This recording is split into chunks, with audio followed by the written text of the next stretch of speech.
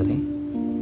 सर्वशक्तिमान दयालु पिता परमेश्वर, आपने हमसे वादा किया है कि जहां 2 या 3 मेरे नाम से इकट्ठे हों, मैं उनका मांगा वर दूंगा। इस समय हम सब परिवार आपके पवित्र वेदी के निकट आते हैं, हमारे मनों को शुद्ध कर कि आत्मा की सच्चाई से हम आपकी आराधना स्तुति कर सकें, हमारे प्रभु यीशु ख्रिस्त के द्वारा। आमीन। परमेश्वर का धन्यवाद हो कि आज की शाम फिर से यह परमेश्वर का अनुग्रह हुआ कि हम उनकी उपस्थिति में आ पाते हैं। आइए इस समय हम परमेश्वर की आराधना करेंगे, उसकी स्तुति करेंगे, उसकी महिमा करेंगे और एक गीत गाएंगे। गीत संग्रह से गीत नंबर 200। गीत नंबर 200। आओ तुम जो दीनहीन पापी,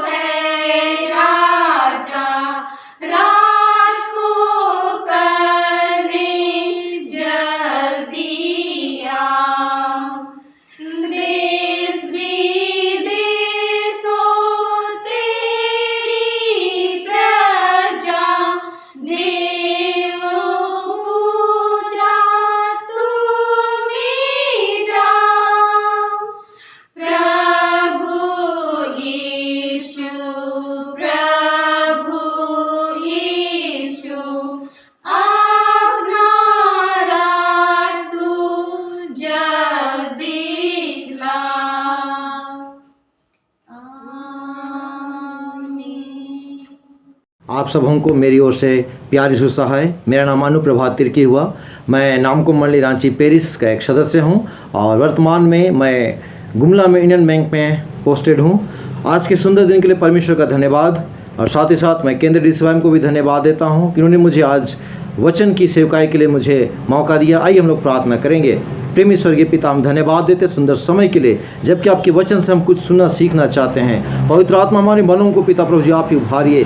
एक एक वचन जो पिता परमेश्वर हो वो आपकी ओर से होने पाए, मैं नहीं लेकिन आप ही मुझसे होकर बोले पिता। वचन के द्वारा आशीषित होकर हम आप में बढ़ने पाएँ। सारी महिमा आपको देते, धन्यवाद के साथ प्रार्थना यीशु के नाम से मांगते हैं, आमीन। आप सबों को फिर से प्यारी सुसहाय और मैं आशा करता हूँ कि ऐसे दुख की घड़ी में भी परमेश्वर हम सबों को संभाल कर रखे हैं। और आइए आज मैं आपके बीच में दूसरा इतिहास 20 अध्याय और उसके 12वें पद से मैं कुछ वचनों का आपके बीच में रखना चाहता हूँ। वह हम ऐसा लिखा पाते हैं, दूसरा इतिहास 20 उसका 12, हे हमारे परमेश्वर, क्या तू उनका न्याय ना करेगा? यह जो बड़ी भीड़ हम पर चढ़ाई कर रही है, उसके सामने हमारा तो बस नहीं चलता और हमें कुछ सूझता नहीं कि क्या करना चाहिए, परंतु हमारी आंखें तेरी ओर लगी है।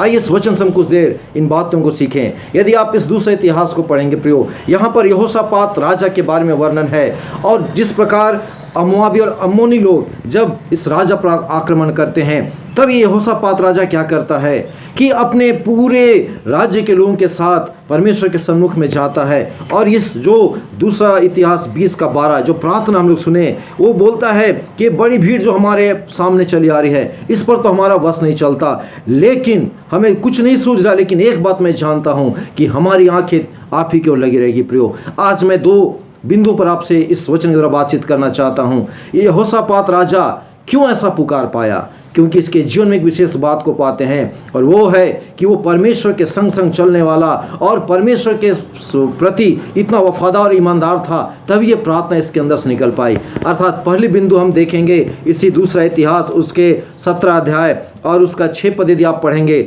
वहाँ हम यहोशापात राजा के बारे में पढ़ते हैं। वहाँ लिखा है, यहोवा के मार्गों पर चलते चलते उसका मन मगन हो गया, फिर उसने यहूदा से ऊंचे स्थान और असेरा नामक मूर्तें दूर कर दी। इसी का यदि आप पहला दूसरा तीसरा भी पढ़ते जाएंगे तो यहोशापात राजा क्या किया? वो परमेश्वर की खोज में लगा रहा, तीसरे पद के अनुसार, और अपने पिता के परमेश्वर की खोज में लगा रहता था और उसी की आज्ञाओं पर चलता था। और यहाँ पर भी पाते हैं 6वें पद में कि यहोवा के मार्गों पर चलते चलते उसका मन मगन हो गया। अर्थात उसके जीवन में कितनी बड़ी आशीष थी कि अपने परमेश्वर के प्रति एक राजा होकर वफादार रहा, ईमानदार रहा, अपने अंदर पवित्रता की बातों को बनाए रखा। प्रियो, यदि आज ऐसी बातें होंगी तभी हम और आप परमेश्वर के सम्मुख आ सकते हैं। इसी दूसरा इतिहास 7 उसका 14 पद हम सभी इसको इन दिनों बहुत अच्छी तरह से पढ़ भी रहे हैं। इसके दूसरे खंड को तो हम अच्छा से पढ़ते हैं कि मैं उनके देश को ज्यों का त्यों कर दूंगा, लेकिन 14 दूसरा इतिहास 7 का 14 का पहला खंड है, तब यदि मेरी प्रजा के लोग जो मेरे कहलाते हैं दीन होकर और मेरे दर्शन के खोजी होकर अपनी बुरी चाल से फिरें, तब मैं उनकी सुनूंगा। अर्थात मसीह प्रियो, वर्तमान में जब इतनी भयंकर महामारी है, ऐसे समय में हम सभी अपने अपने स्तर से प्रार्थना, धन्यवाद, लोगों की सेवा में लगे हैं। लेकिन वचन आज मुझे जिन बातों को बताया, मैं आपके बीच में शेयर करता हूं कि यदि हम अपनी बुरी चालों से नहीं फिरेंगे, यदि हम और आप अपने आप को नम्र और दीन नहीं करेंगे प्रियो, याद रखें मेरी आपकी पुकार उस परमेश्वर तक नहीं पहुंच सकती। आज अपने आप को हमें देखना है, क्या हम उस जिस परमेश्वर के प्रति ईमानदार हैं। आज मैं सरकारी नौकरी में हूँ, क्या मैं अपने कार्य के प्रति ईमानदार हूँ? प्रभु के बहुत सारे दास होते हैं और बहुत सारे जवान विभिन्न जगह काम करते हैं, बिजनेस करते हैं। क्या हम हर एक क्षेत्र में प्रभु के प्रति इतने ईमानदार हैं कि हम प्रभु के लिए अपने जीवन को ऐसा हम रख सकते हैं और प्रार्थना करके उसके सम्मुख में आ सकते हैं? प्रियो, यही दाऊद भजन संहिता 139 उसके 23 और 24 में क्या बोलता है? हे परमेश्वर, मुझे परख कर जान ले, मेरी चिंताओं को जान ले और देख मुझ में कोई बुरी चाल है कि नहीं, और अनंत के मार्ग में मेरी अगुवाई कर। ये दाऊद ऐसी प्रार्थना करता है, अपने आप को जांचता है कि क्या मैं पवित्र हूं कि नहीं, क्या मेरे अंदर बुराई है कि नहीं, परमेश्वर के पास आता है। प्रियो, यदि आप 2 कुरिन्थी 13 उसका 5 भी पढ़ेंगे, वहां भी लिखा है अपने आप को परखो कि तुम विश्वास में हो कि नहीं, अपने आप को जांचो, क्या तुम अपने विषय में नहीं जानते कि यीशु मसीह तुम में है? यदि नहीं तो तुम जांच में निकम्मे निकलो। अर्थात आज अपने अंदर उस पवित्रता को लेकर आना है, उस ईमानदारी को अपने अंदर रखना है। प्रियो, यदि आप पहला पत्रस पहला अध्याय उसका 15 और 16 पढ़ेंगे, वहां हम पाते हैं प्रेरित पत्रस उत्साहित करते हुए कहता है कि जैसा तुम्हारा बुलाने वाला पवित्र है, वैसे ही तुम भी अपने सारे चाल चलन में पवित्र बनो। क्यों? क्योंकि लिखा है पवित्र बनो क्योंकि मैं पवित्र हूं। आज अपने जीवन को हम जांचें, क्या हमारे अंदर कोई ऐसी चीजें हैं जो हमें अशुद्धता की ओर ले जाती है? प्रियो, आज वर्तमान युग में कितने बार धन, पैसा, पद, मान सम्मान, ये चीजें हमारे जीवन में घुस जाती है और हम मसीह होने के नाते ऊपरी रीति से नाम से तो मसीह हो जाते, लेकिन अंदर से हम खोखले हो जाते हैं। प्रियो, आज वचन हमें सुधारने के लिए, चेतावनी देने के लिए हमें उत्साहित करता है। यदि आप कुलूसी 3 उसका 16 पढ़ेंगे, वहां लिखा है कि मसीह के वचन को अपने हृदय में अधिकाई से बसने दो और एक दूसरे को सिखाओ, एक दूसरे को चिताओ। अर्थात सिखाना भी है, वार्निंग भी देना है। प्रियो, आज हम प्रभु के सम्मुख में कैसे हैं? हैं, किस प्रकार हम प्रभु के पास आ रहे हैं, कितनी ईमानदारी मेरे आपके अंदर है, कितनी पवित्रता मेरे आपके अंदर है। प्रियो याद रखें, यदि आप उत्पत्ति 39 अध्याय 6 पद पढ़ेंगे, वहाँ यूसुफ जो परमेश्वर के संग संग चलता था, जब पोतीपर की पत्नी उसे व्यभिचार के घिनौने पाप में गिराना चाहिए, जबकि उसे अच्छा मौका था, लेकिन लिखा है वहाँ से वो भागा। वो जान गया कि यदि मैं अपने जीवन को इस समय कुछ देर के लिए अपवित्र करूंगा, मैं उस परमेश्वर के सामने क्या मुंह दिखाऊंगा। प्रियो दानियेल नबी की पुस्तक यदि आप पढ़ेंगे, वहाँ भी दानियेल अपने आप को इतना पवित्र रखा कि भले उसे आज्ञा मिला कि तुम दारा की मूर्ति की पूजा नहीं करोगे, तुम्हें नाश कर दिया जाएगा, सिंह के मांद में डाला जाएगा, लेकिन लिखा है दानियेल 6 अध्याय पढ़ेंगे, जैसा 3 बार वो प्रार्थना करता था वो प्रार्थना करता रहा। उसी अध्याय में आज्ञा पढ़ेंगे, सद्रक मेशक अबेदनगो, उन्होंने भी अपने जीवन में ऐसी पवित्रता, ऐसी ईमानदारी ठान ली थी, चाहे हमें उस आग के भट्टे में डाल दिया जाए, लेकिन हम उस जीवित परमेश्वर को मानने से पीछे नहीं हटेंगे। प्रियो क्या मेरे आपके अंदर ऐसी पवित्रता है? क्या ऐसी मसीही गवाही आज मेरे आपके अंदर है कि हम लोगों के बीच में जाकर इस ईमानदारी, इस पवित्रता के साथ अपने आप को हम प्रकट करते हैं? प्रियो यदि आप 2 कुरिन्थी 3 अध्याय उसका 3, 4, 5 आगे पढ़िएगा, वहां पर लिखा है कि हम और आप मसीह की पत्री हैं, लोग हमें पढ़ते हैं, लोग हमें समझते हैं, देखते हैं। प्रियो आज हम कैसा जीवन बिता रहे हैं? आज बहुत ही गंभीरता सोचना है। और इसी कारण ये यहोशापात राजा ये 2 इतिहास 20 का 12 में बोल पाया, इतनी बड़ी समस्या है, इसमें हमें कुछ नहीं सूझता, परंतु हमारी आंखें तेरी ओर लगी है। प्रियो ये दूसरा बिंदु पर ध्यान दे। आज समस्या है, परेशानियां हैं, लेकिन इसके मध्य मेरी और आपकी नजरें कहाँ टिकी है, मेरा आपका भरोसा कहाँ पर है, इस बात को हमें सोचना है। हम सभी भजन संहिता 121 अच्छी तरह जानते हैं। दाऊद कहता है, मैं अपनी आंखें पर्वतों की ओर उठाऊंगा, मुझे सहायता कहाँ से मिलेगी? मुझे सहायता यहोवा की ओर से मिलेगी जो आकाश और पृथ्वी करता है। प्रियो आज मेरी आपकी नजरें कहाँ टिकी है? कितने बार हम अपने आस पड़ोस, कितने बार परिवार के लोगों में, कितने बार डॉक्टरों पर, कितने बार दवाइयों पर हमारा भरोसा होता है। मैं ये नहीं कहता ये गलत है, लेकिन पहला भरोसा, पहला विश्वास मेरा और आपका कहाँ है? प्रियो आज हम और आप इस जीवन में जब हैं, जो प्रभु ने दिया है, हम चुने हुए लोग, हम अलग किए हुए लोग हैं, आज मेरी और आपकी नजरें, मेरी आपकी आंखें कहाँ टिकी है? अर्थात मेरा और आपका भरोसा किस पर है? प्रियो यदि आप इसी दाऊद के भजन 20 अध्याय उसका 7 पद पढ़ेंगे, वहां दाऊद कहता है, किसी को तो रथों का और किसी को तो घोड़ों का भरोसा है, परंतु मैं तो या हम तो अपने यहोवा परमेश्वर ही का नाम लेंगे। आज उसी नाम को लेकर हमें चलना है। परेशानियां हैं, समस्या हैं, महामारियां हैं, प्रियो डिगे नहीं, कभी ना घबराएं, क्योंकि ऐसी बातें तो वचन में हम मसीहों के लिए बतला दी गई है कि प्रभु के आगमन के पहले ये सब चीजें तो पीड़ाओं का आरंभ मात्र ही होगा, लेकिन यदि मेरी आपकी आत्मा यदि प्रभु में है प्रियो, तब इन बातों से डरना नहीं। मृत्यु तो निश्चित है, लिखा है इब्रानी 9:27 में, मनुष्य का एक बार मरना, उसके बाद न्याय का होना निश्चित है, लेकिन उस न्याय के दिन के पहले मेरी और आपका जीवन कैसा है? हमारी नजरें कहाँ है? हमारी आंखें किस पर टिकी है? प्रियो यदि आप अय्यूब के जीवन को पढ़ेंगे, अय्यूब के जीवन में इतनी कष्ट आया, जबकि परमेश्वर का इतना सच्चा भक्त धर्मी था, लेकिन फिर भी उसके जीवन में इतनी समस्याएं आई, लेकिन वो परमेश्वर को कभी नहीं ना दुत्कारा, ना उसके ऊपर कुछ लांछन लगाया, ना क्रोधित हुआ, लेकिन उसने अय्यूब 19:25 में क्या बोला कि मुझे तो निश्चय है कि मेरा छुड़ाने वाला जीवित है और वो एक दिन पृथ्वी पर खड़ा होगा। कितनी बड़ी गवाही, मुझे तो निश्चय है। कि आज मेरा आपका भरोसा ऐसा है, हम कह सके हाँ प्रभु परेशानियां हैं, हाँ प्रभु समस्या हैं, लेकिन फिर भी मैं अपना भरोसा आप पर रखता हूं, क्योंकि आप डॉक्टरों का डॉक्टर, वैद्यों का वैद्य हैं, और आपने मेरे लिए अपने जीवन को दिया, अपने आप को आपने हमारे लिए दिया, कलवरी क्रूस पर से अपने बहुमूल्य लहू को आपने बहा दिया। तो आज मेरा आपका भरोसा किस पर है? प्रियो हम मसीही होने के नाते एक बड़ी जिम्मेवारी है कि आज हम दूसरों के लिए हम कैसा जीवन बिताते हैं। गीतों को हम बहुत अच्छी तरह से गुनगुनाते हैं, गाते हैं, लेकिन एक एक गीत की उस गहराई को समझें। यदि आप गीत संग्रह से 193 नंबर गीत गाएंगे, हे प्यारो देखो झंडा उड़ता बीच आसमान, उसका कोरस है गढ़ ना छोड़ो मैं भी आता। कितनी बड़ी आशा है। परमेश्वर बोलते हैं मत हिम्मत हारो, मत डरो, मैं तेरे पास आता हूं, मैं तुम्हारे संग संग चलूंगा। भजन संहिता 91 सभी हम गा रहे हैं, उच्चारण याद कर रहे हैं प्रियो, ये अच्छी बात है, लेकिन सबसे बड़ी बात है इन दो बातों को अपने जीवन में हम पवित्रता और ईमानदारी को बनाए रखें, अपने आप को शून्य कर लें, दीन कर लें, जैसा मसीह यीशु का स्वभाव था। फिलिप्पी 2:5 से आप आगे पढ़ेंगे, जैसा मसीह यीशु का स्वभाव था वैसे स्वभाव में हम बन जाएं, अपने आप को शून्य कर लें, अपने आप को नम्र कर लें, और दूसरी अपनी आंखें हमेशा परमेश्वर पर लगाएं। हमारी नजरें हमेशा परमेश्वर पर हो, हमारा पूरा भरोसा परमेश्वर पर होने पाए। और निश्चय जब हमारा आपका भरोसा उस पर होगा प्रियो, तो सचमुच हम और आप हर परिस्थिति में हम प्रभु में बने रहेंगे, प्रभु में स्थिर रहेंगे, और प्रभु इन तमाम परिस्थितियों से हमें बाहर निकालकर अपनी महिमा के लिए जीवन से भी बढ़कर एक ऊंचा स्थान देगा। इसलिए आज मैं आपको इस वचन से उत्साहित करना चाहता हूं। एक दूसरे के लिए हम इन दिनों जब प्रार्थना में हैं, अपने जीवन को भी जांचते परखते, एक दूसरे के लिए जैसा हो सकता है प्रभु की अगुवाई में होकर एक दूसरे के लिए सेवा में हम तत्पर रहें। यदि आप रोमी 12 उसका 11-12 आगे पढ़ेंगे, वहां लिखा है कि प्रयत्न करने में आलसी ना हो, आत्मिक उन्माद से भरे रहो, प्रभु की सेवा करते रहो, प्रार्थना में नित्य लगे रहो। तो आज इस वचन के द्वारा परमेश्वर हम सबों को इसी बात को बतलाना चाहता है प्रियो, कि अपने जीवन को हम प्रभु के हाथों में सौंपते हुए पूरी ईमानदारी पवित्रता के साथ जीवन बिताएं। हर प्रकार के पाप जो भी हमसे हो गई है उन सबको हम मान लें, स्वीकार कर लें। ये प्रभु ने फिर से मौका दिया है कि अपने जीवन को हम बिल्कुल जांच लें, अपने आप को प्रभु के सम्मुख में, एक दूसरे के सम्मुख में खोल दे, पारदर्शी हो जाए, नम्र हो जाए, शून्य हो जाए और प्रभु को पुकारें। निश्चय प्रभु मेरे आपके जीवन में और मेरे आपके जीवन के द्वारा बहुतों के जीवन में काम करने जा रहे हैं। आइए हम अपने आंखों को बंद करें, हम प्रार्थना करेंगे। प्रेमी स्वर्गीय पिता, हम आपको धन्यवाद देते हैं, आपने सुंदर आशीष से वचन से उत्साहित किया।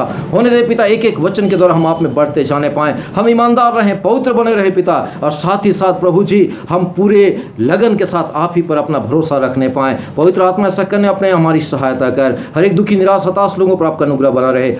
सारी महिमा आपको देते हुए हर एक बातों के लिए आपको धन्यवाद देते, प्रार्थना यीशु के नाम से मांगते हैं। धन्यवाद के साथ प्रार्थना उधर करता यीशु के नाम से ग्रहण कीजिए, आमीन। सबों को यीशु सहाय, बहुत बहुत धन्यवाद। आइए हम सब इस समय प्रार्थना करेंगे बीमार लोगों के लिए, जो लोग बीमार हैं किसी प्रकार की बीमारी से, चाहे वो कोरोना ही क्यों ना हो या सर्दी बुखार या कोई भी बीमारी क्यों ना हो, उन सबों को प्रार्थना में याद करेंगे। यदि आपके प्रियजन, घर के सदस्य या पड़ोसी जो भी हैं, जब प्रार्थना चढ़ाई जाती है तो आप उनके नामों को स्मरण करें ताकि प्रभु उन्हें जल्द भला चंगा प्रदान करें। हम सब प्रार्थना करें। हमारे महान सामर्थ्य ना बदलने वाले परमेश्वर, तू चंगा करने वाला ईश्वर है। हमारे हृदय को इस विश्वास से भर दे कि तू हमसे पूर्ण रूप से प्रेम करता है, जिससे हम शांत मन से इस आशा के साथ अपने को तैयार करें कि तेरी सामर्थ हम पर पूर्ण नियंत्रण करे, और हम धीरज के साथ प्रतीक्षा करें कि तू हमें स्वस्थ करेगा। तेरे धन्य लोग, तेरे प्रियजन जिनके भी नामों को स्मरण करते हैं प्रभु जी, तेरी कृपा का आत्मा उनके संग साथ होने पाए। हे प्रभु यीशु, तो अपने दुख भोग में धीरज रखकर हमारे सांसारिक दुख भोग को पवित्र कर दिया और परमेश्वर की इच्छा का पालन करने में एक आदर्श हमारे सामने रखा। हे प्रभु, दुर्बलता और दुख के इस संकट में हमारे पास आ, अपने अनुग्रह से हमें सहारा दे, जिससे तेरी शक्ति और साहस कभी भी समाप्त ना हो। हे प्रभु, हम प्रार्थना करते हैं तेरी इच्छा हो तो समय के परिपूर्णता में तेरे धन्य लोगों को तू स्वस्थ कर और तेरी सहायता उनके जीवन में दे। हम सदा तुझे स्मरण करते हैं। यदि तू हमें शाश्वत जीवन के लिए सुरक्षित रखता है तो इस जीवन में जो कुछ भी होता है वो सब बातें नागण्य हैं। हे प्रभु, तेरे लोगों को जो मन में व्याकुल हैं उन्हें अच्छी निंद्रा प्रदान कर। जो भी भोजन वस्तुएं ग्रहण करते हैं प्रभु जी, उन सब बातों को ग्रहण करने के द्वारा वे शारीरिक शक्ति प्राप्त करें प्रभु जी। जो दवाइयों का वो सेवन करते हैं पिता, उसके द्वारा वे स्वस्थता प्रदान करें, ऐसा अनुग्रह प्रदान कर। पिता, तेरे लिए कोई कार्य असंभव नहीं। तो हर एक असंभव कार्य को संभव करने वाला ईश्वर है। जब तो मनुष्य बनकर प्रभु यीशु के नाम से इस पृथ्वी पर चला फिरा, तूने कई सारे लोगों को चंगाई दी प्रभु जी, छूकर और बोलकर। हम पूर्ण विश्वास के साथ तेरे समक्ष आते हैं। तेरे धन्य लोगों को जो मन की व्याकुलता में, शरीर के कष्ट से या अन्य बातों से ग्रसित है प्रभु, तो यहोवा राबा चंगा करने वाला परमेश्वर है। अपने नाम के निमित्त तूने चंगाई दे। तो यहोवा शालोम शांति देने वाला ईश्वर है। अपने नाम के निमित्त तू अद्भुत उन्हें शांति प्रदान कर। सारा आदर तुझे को समर्पण करते हुए यह प्रार्थना हम तेरे बेटे, हमारे उद्धारकर्ता, मुक्तिदाता प्रभु यीशु के नाम से पूरे विश्वास के साथ मांगते हैं। इसे सुन और अनुग्रह से ग्रहण कर, आमीन।